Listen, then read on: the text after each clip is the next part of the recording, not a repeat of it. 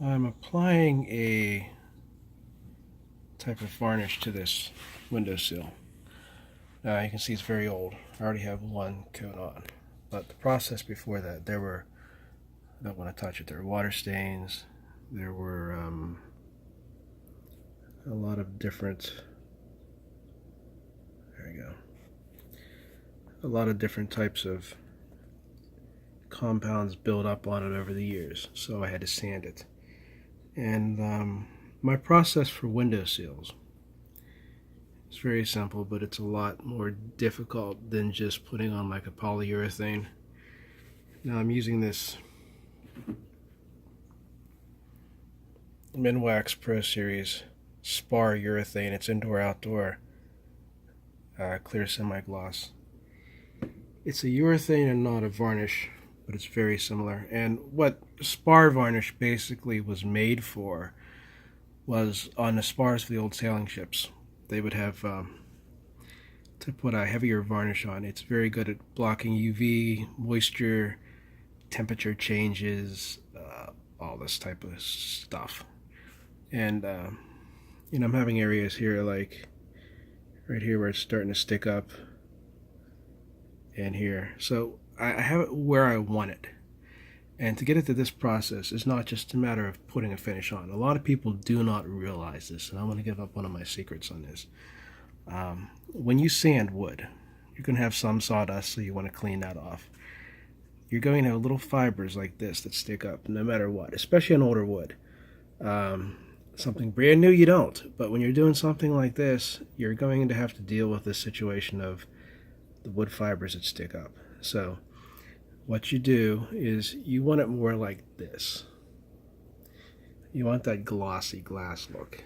And how you attain that is you put a real thin layer on. You let it sit for like about 10 minutes.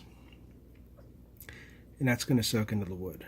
So then you want to take a paper towel and go it real evenly and just like polish it. It's the best way to explain it. Put another fine layer down, a little thicker, and get it real nice and even. You don't want any brush strokes, and with a piece of a paper towel you can really accomplish this well. And you want it to build up, best way to describe it, you want it to build up to the point to where it starts to look like this, a glazed look. And what that is going to do is take all those wood fibers as you polish it and get them as even as possible.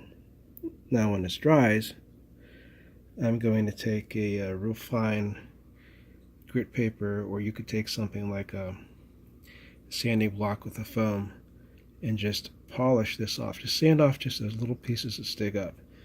Get it real nice and flat. And then put your final coat down. And that should take about, they say 2 hours, but I prefer something like about a day or so. Because when you think you're done with it, go back and look at it again. And